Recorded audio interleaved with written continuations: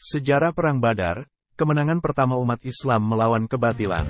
Perang Badar adalah pertempuran besar pertama antara umat Islam melawan kaum kafir Quraisy yang terjadi pada 17 Ramadan 2 Hijriah. Perang Badar terjadi pada hari Jumat. Hari itu merupakan hari pemisah antara kebenaran dan kebatilan. Pada hari itulah Allah memenangkan Islam dan para pemeluknya, membungkam kemusyrikan dan menghancurkan semua sarana dan golongannya.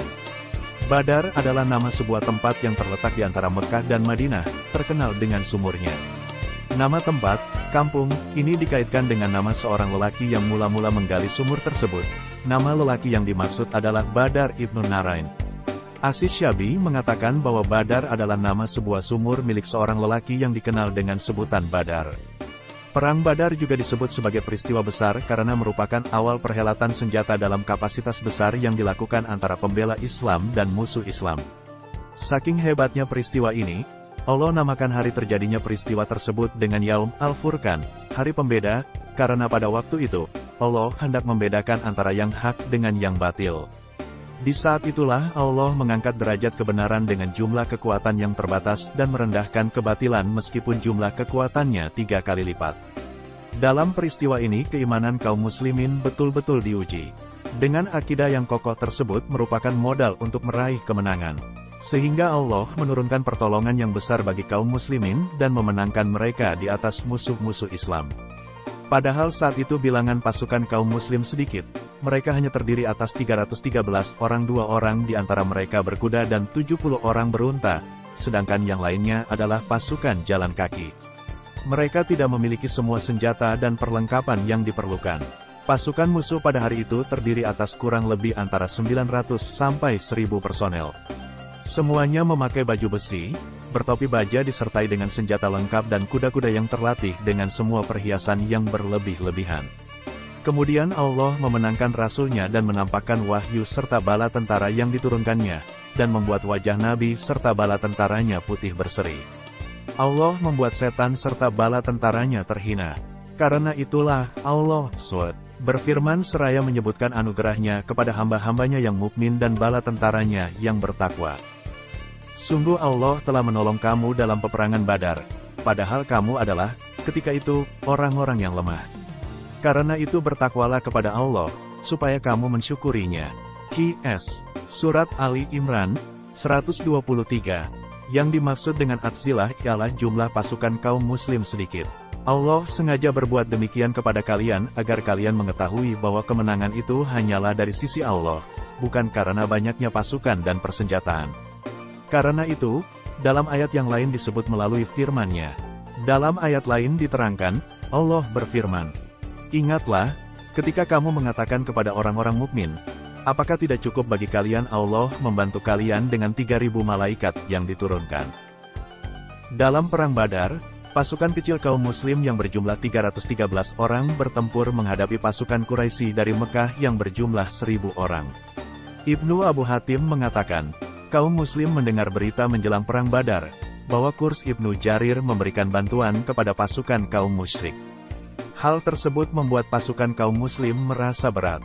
Maka Allah menurunkan firman-Nya, apakah tidak cukup bagi kalian Allah membantu kalian dengan 3.000 malaikat yang diturunkan dari langit? Ali Imran, 124. Ali Imran, 125.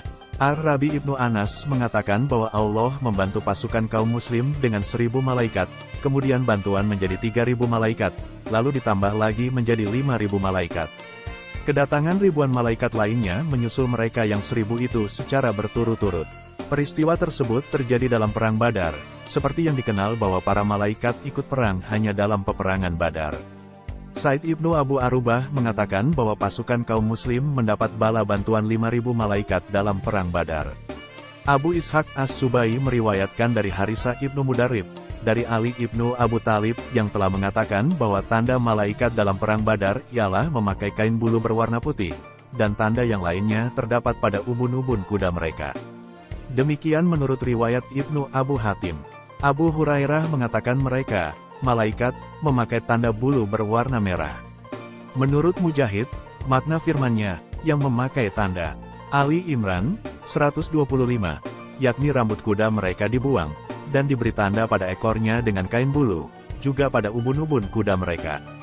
Al-Aufi meriwayatkan dari Ibnu Abbas radhiyallahu anhu yang mengatakan bahwa para malaikat datang membantu Nabi Muhammad SAW dengan memakai tanda kain bulu.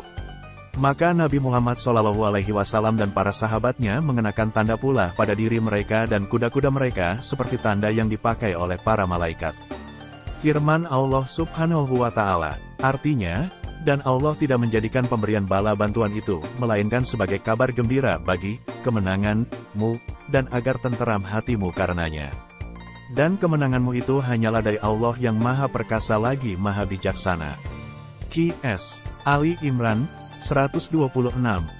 Allah menolong kamu dalam perang Badar dan memberi bantuan itu, untuk membinasakan segolongan orang-orang yang kafir, atau untuk menjadikan mereka hina, lalu mereka kembali dengan tiada memperoleh apa-apa.